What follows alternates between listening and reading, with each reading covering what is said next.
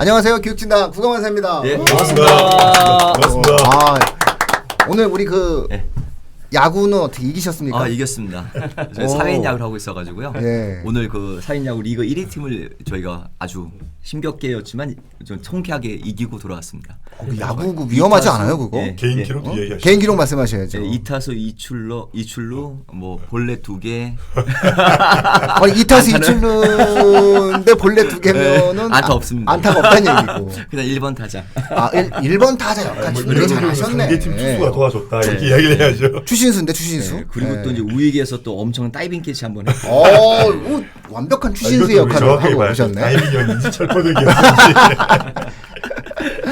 끈에 걸려서. 예. 좋겠습니다. 그렇습니다. 예. 네, 저희도 내일이 리그 개막인데. 그러시죠. 예. 저희 개막인데. 의외로 주변에 그 사회인 야구를 많이 하시는구나. 네. 요즘에는 이제 학원 교육인들도 이제 아주 오전에 일찍 일어나서 아침에 여러 활동들 많이 하세요. 뭐 운동도 하시고 여러 독서 모임도 하시고 다양한 모임을 많이 하시거든요. 옛날 저희 학원 교육 처음 할 때 제가 보면은 새벽까지 술을 마시죠. 그렇죠. 네. 예. 그리고 다음날 아침은 없는 건데.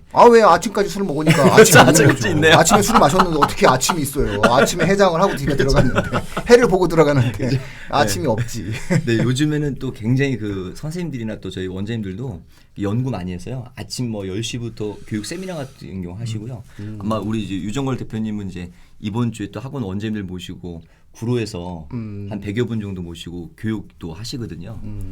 잠깐 광고해 드렸습니다. 아까 얘기하시기로 하는 건 아니고요. 제가 무슨 감이. 원장님들 상대로 진행하는 그렇죠. 강의하신다는 간증하는 거죠. 간증. 간증 집회합니다. 대단하십니다. 예.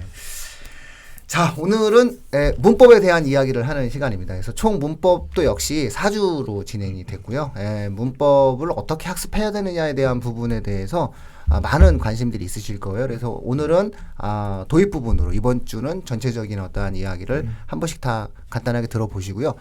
다음 주서부터는 한 분 한 분의 이 노하우를 캐내야 될 것 같아요. 그래서 그분의 타이틀을 걸고 방송을 나가도록 하겠습니다. 이름 걸고 하는 타이틀 뭐 방송을. 우리 부담스러워하지 않고 부담스러워라고 하는데 다 쏟아내겠습니다. 근데 중요한 건 부담스러워라고 얘기했는데 좋아요. 언제 해주려고 그랬어? 뭐 이러면서 이제 한 2시간 해야 되는데. 그러니까 이거 20분 갖고 되겠어? 이런 태도를 지금 보이고 계십니다. 자, 그러면 첫 번째 스타트 우리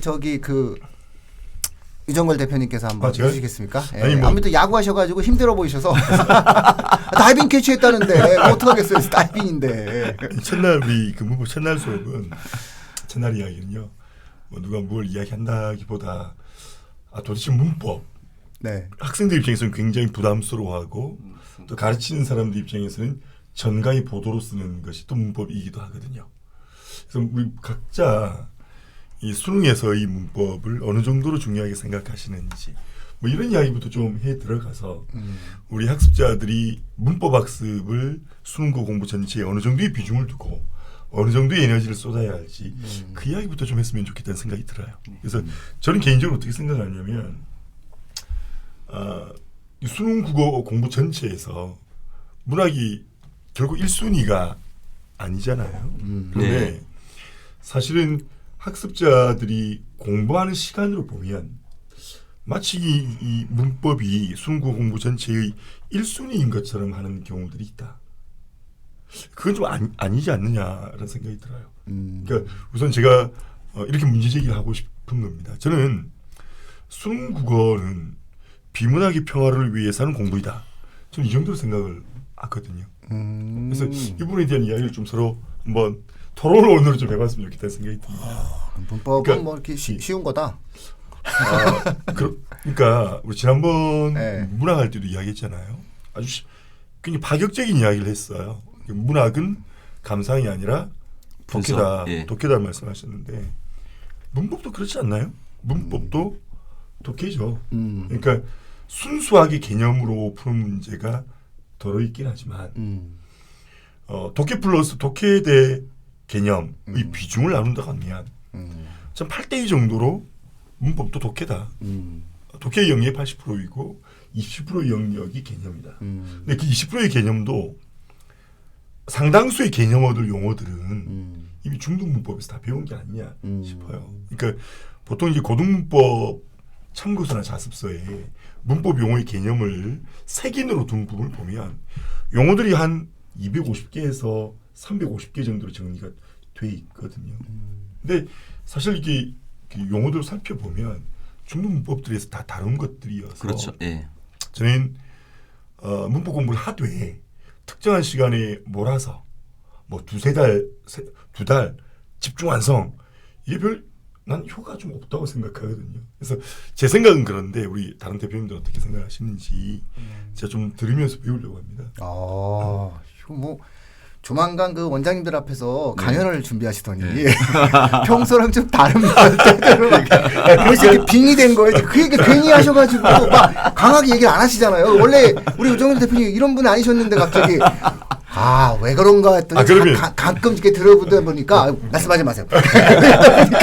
아무래도 원장님들 앞에서 얘기하려다가 이렇게 되신 것 같아요. 그러면 뭐 우리 이제 다이빙 캐치 하신 이재신 원장님께 어떻게 생각하십니까? 일단은 이제 말씀을 들어보면 이제 문법에 대한 어떤 이제 중요도는 있으나 집중 투자라는 것은 약간 좀 금물일 수 있다 얘기를 하셨는데 사실 이제 그 가르치는 학생들 입장이나 또 저희 좀 우리 아이들 입장 봤을 때는 좀 어려울 수도 있을 것 같아요. 왜냐면 1등급이 나오는 아이도 있고 3등급이 나오는 아이도 있는데 그 아이들의 어떤 공부 양에 대한 차이가 사실 굉장히 많이 나거든요.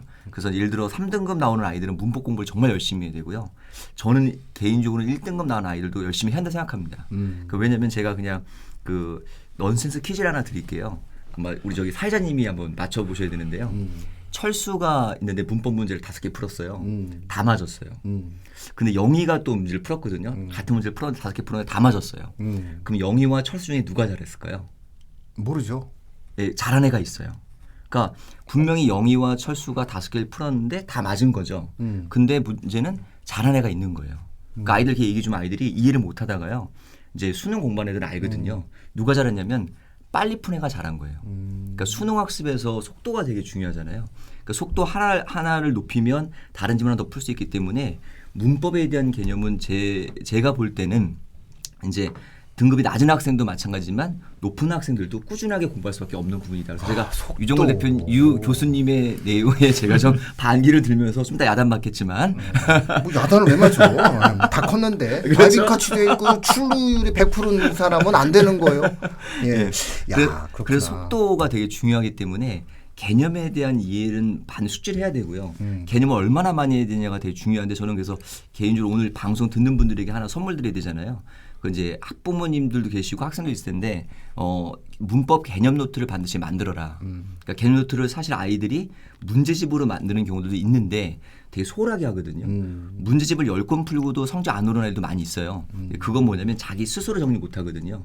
내신에서도 서머리가 되게 중요하듯이 수능을 위해서는 1년 동안 공부해야 될 내용들의 문법 개념 노트를 한 권 정도는 가지는 게 필요하다. 그래서 저희가 보통 문법을 제가 아이들 한번 계산을 해봤어요. 얼마큼 공부할까? 그랬더니 보통 한 학생 보통 평균을 들어보면요. 일주일에 한 2-3시간 정도 문법을 한다고 저는 보거든요. 2-3시간 정도. 그러면 1년이면 거의 한 저희가 뭐 50주 따지면은 한 100시간에서 한 150시간까지 공부를 할 수 있다고 봐요. 근데 그 시간에 아이들이 문법에 대한 부분들을 좀 문제만 풀지 말고 좀 개념 정리를 좀 많이 했으면 어떨까라는 좀 그런 조언을 드리겠습니다. 네. 속도. 네. 이 속도를 위해서. 속도 유정걸 대표님이 먼저 말할까봐 얼마나 걱정됐어요. 아니, 원칙적으로 문법이 어렵죠. 어려운 요소가 있을 거예요. 그런데 어려운 건 제가 생각하기엔 어려워서 어려운 것인가. 전 좀 낯설어서 어렵다고 생각해요. 그러니까 수능 영어는 문법을 알아야 요즘 수능 영어는 많이 달라지긴 했습니다만 그래도 문법을 알아야 독해가 된다고 생각해요. 그런데 이제 한국어를 모국어로 쓰는 사람은 국문법 몰라도 어법 몰라도 일간을 쓰는 데 지장이 없다고 생각하죠. 그래서 문법의 중요성을 후순위로 미뤄두다가 시험 공부를 하기 위해 문법을 공부하다 보니 낯설긴 해요. 근데 제가 염려하는 건 뭐냐면 우리 또 대표님 제가 또 이렇게 살살 이렇게 긁으신 것 같아서 제가 드리고 싶은 말씀 뭐냐면 전 분명히 문법 공부해야 되지만 아까 우리 이재식 대표 말씀하신 것처럼 문법 공부를 연간 150시간을 쓰는 것은 옳지 않다. 왜 그러냐면요. 그러니까 연간 150시간을 쓴다면 이틀에 한 번은 국어 공부를 1시간 해야 되는 거예요. 그럼 나머지 문학은 언제 할 것이냐. 그렇죠. 아니, 국어 공부의 수능 국어의 아니 뭐 내신도 마찬가지고 국어 공부의 핵은 지금은 비문학이거든요. 독해. 독서거든요. 네, 독서. 그러니까 제가 아쉽고 안타까운 건 네. 문법 참고서나 자습서를 책상 위에 올려놓고 공부를 하는 아이들이 문법에 매몰되느라 1순위여야 할 독해 공부에 소홀히 하는 경우가 있어요. 이게 왜냐하면 문법 공부는 학습자 입장에서 보면 쉬워요. 왜냐하면 암기하는 것, 암기하고 적용하는 것이기 때문에 굉장히 수동적인 학습인데 독해는 최근에 킬러 컨텐츠에 해당되는 문제는 다각도로 분석해 봐야 되고 다각도로 문제를 이해하기 위해 노력을 해야 되는 아주 능동적이고 주체적인 학습이어서 문법 공부하다 보면 1순위가 2순위가 되는 경우도 있더라. 저는 이제 그런 의미에서 네, 말씀을 그렇죠. 드리는 네. 이거 원장님들이 확 딸려오겠어요. 저도 뭐 네. 얘기 좀 하고 싶은데요. 네. 저는 일부러 지금 세 번째 절충하고 다 들어보고. 싶습니다. 네. 왜냐면요, 사실은 저는 극단에 좀 절충을 하고 싶은데요. 저는 유정걸 원장님 말씀에 좀 더 많이 동의하는데 다만 전제 조건이 하나 있어요. 문법은 1, 2학년 때 끝내야 된다. 그러니까 1, 2학년 때 안 끝내고 3학년 때 그 정도 시간을 투자한 아이들은 이미 1등급하고 멀어진 아이들이다. 그렇죠. 네. 그래서 기본적으로 1, 2학년 때 기본적인 거를 갖춰놓고 3학년 때는 계속 조금씩 꾸준히 해 나가면서 문법에 큰 시간을 투자하면 안 된다. 제가 보통 그렇거든요. 저희 아이들은 이제 문법은 1, 2학년 때 한 3번, 4번 정도 돌려요. 그리고 나서 3학년 때 오려면 문법 공부에 저희 아이들이 투자하는 시간 하루에 10분 안 되는 것 같아요. 대신 그렇게 하고 말씀하신 것처럼 비문학에 거의 1시간 이상, 1시간 반 정도 투자를 해버리니까 그런 아이들은 나중에 문법에 관해서는 거의 마스터가 된 상태고 시간도 단축할 수 있죠. 문법은 당연히 시간 단축하는 영역입니다. 그래서 저는 시기의 문제라고 생각하는데요. 문법을 집중할 시기는 1, 2학년 때 그렇죠. 해놓고 3학년 올라가서는 꾸준히 기출문제 중심으로 해서 계속 반복적인 훈련을 통해 풀어주면 결국은 문법에 3학년 들어서 그렇게 큰 시간을 쏟을 필요는 없다라는 게 제 제가 네 번째 이야기하려고 기다리고 네. 있었어요. 정리하기 편하게 만들어 아니, 주시잖아요. 왜냐하면 정리하기 편하게 만들어 우리 주셔. 그 이재식 대표 말씀하셨던 문법 노트가 굉장히 필요해요. 네. 근데 저는 이제 문법 노트를 어떻게 만들었으면 좋겠냐면 문법 문법 용어와 그 개념을 쭉 쓰는 문법 노트가 아니라 일종의 마인드맵을 좀 그렸으면 좋겠어요. 그렇죠. 그러니까 문법 공부를 철저하게 카테고리별로 공부를 했으면 좋겠다. 예를 들어 마인드맵의 한가운데 음은 두면 음소, 문소라는 가지를 치겠죠. 음소 두면 잠과 모음에 가지를 칠 거예요. 이리 하면 용어의 개념을 낱낱이 문장 형식으로 쓰지 않아도 아이가 머릿속에 문법의 체계가 그려지는 거거든요. 이 작업은 우리 이재식 대표 말씀처럼 학교 내신 공부할 때 그리고 모의고사 치고 난 다음에 5문제로 정리해 가면 돼요. 이 말씀을 전제로 하고요. 시기의 말씀을 좀 하셨는데 저희가 나름대로 생각하는 문법 공부의 시기. 저는 문법 공부는 일주일에 한 30분 정도 하면 된다고 생각해요. 그러니까 우리 라운드 대표님 말씀처럼 한 50분 정도, 하루로 치면 10분 정도일 텐데 그런데 이제 고3은 조금 다르다. 고3은 좀 시간을 좀 들였으면 좋겠는데 겨울 방학 때는 개념을 완성하는 시기예요. 그 개념 완성이 아까 우리 이재식 대표 말씀했던 1, 2학년 때 자신이 만들어 놓은 노트였으면 좋겠다. 그때 또 새로운 문법 자습서나 참고서를 가지고 가지 말고 1, 2학년 때 1학년 때 배웠던 교과서에서 나왔던 문법 또 모의고사를 통해서 정리했었던 뭐 문법 학교에서 했었던 거예요. 개념 완성을 하고 3월 달부터 6월은 그 개념을 확인해야 해요. 개념 확인하는 방법 좀 쉽게 가는 거죠. 1학년, 2학년 때 치렀던 학력평가의 문법 문제로 개념을 확인하는 순서로 가라. 다만 철저하게 그 개념을 용례 중심으로 적용하는 가고요. 그다음에 6월부터 9월이 이제 실전이에요. 그러니까 겨울방학이 개념, 그다음에 6월 모평까지가 개념 확인, 6평부터 9평이 끝나고 날 때까지가 개념의 실전 적용이죠. 이건 고3의 그러니까 관연도의 모평, 수능, 학평으로 연습하면 됩니다. 그리고 9월 모평부터 해서 수능 직전까지는 고난도 문제를 공부를 해야 돼요. 그러니까 이전에 자신이 풀었던 문제 중에 보면 고난도 문법 한 문제 정도 킬러 컨텐츠 문제로 나오는 것 한 문제 하고요. 여기서 아주 중요한 팁이 하나 있는데 문법 문제는 특수학교, 특수대학 문법 문제가 어렵거든요. 그러니까 아, 그건 경찰대학교? 예, 개념 중심의 문법이에요. 개념 중심이. 그래서 사관학교나 경찰대학교 그다음에 사설 모의고사의 고난도 문제 이렇게 시기별로 공부를 하면 수능 문법은 해결이 될 거고 아마 우리 그 이재식 대표 말씀하신 건 내신에서 이제 문법의 공부는 이재식 대표 말씀하신 것처럼 시간을 좀 더 많이 써야 될 것 같아요. 아니요. 정리를 좀 했는데 아니 뭐 처음부터 싸우시고. 근데 이게 왜냐면 좀 이렇게 생각 차이 날 수 있기 때문에 그러니까 만약에 1등급 아이라면 1등급을 온전히 받는 친구라면 문법을 일주일에 1시간 해도 돼요.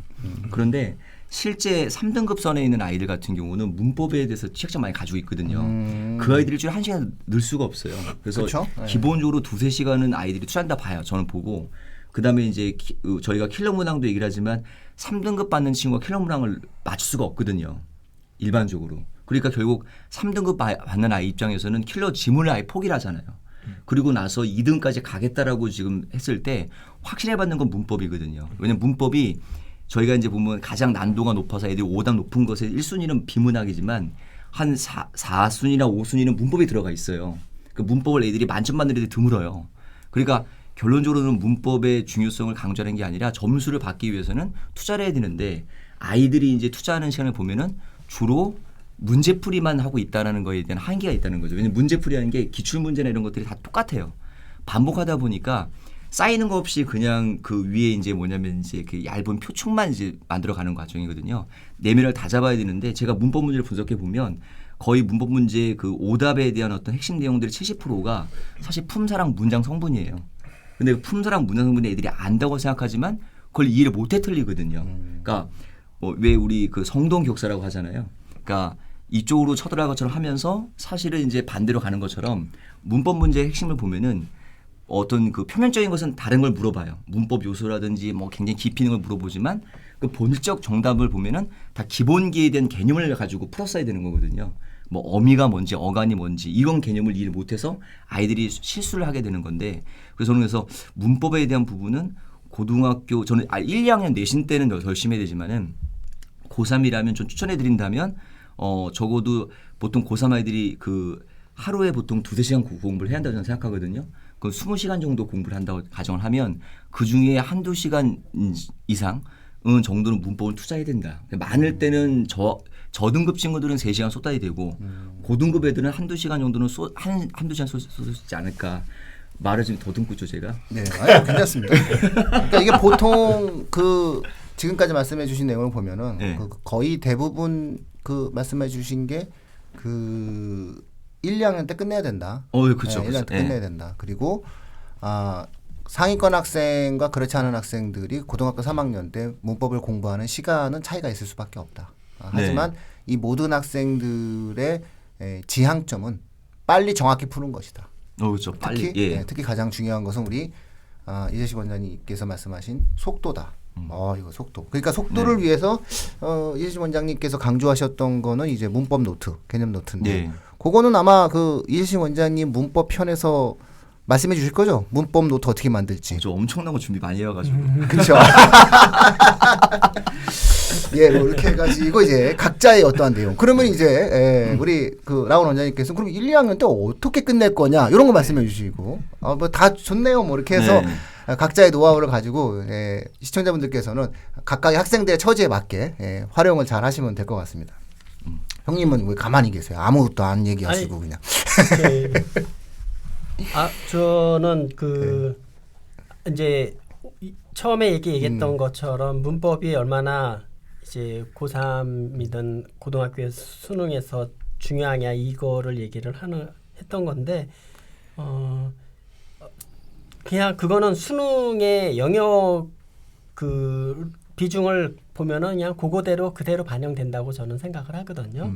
그러니까 다 아시는 것처럼 화법 5문항, 작문 5문항, 문법 5문항, 독서 15문항, 문학 15문항이잖아요.